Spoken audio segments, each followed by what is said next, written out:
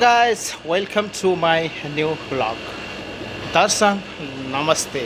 आज चाहिँ म तपाईहरुलाई एउटा गफतिरको एउटा पीडा अथवा विडम्बना देखाउन गइरहेको छु.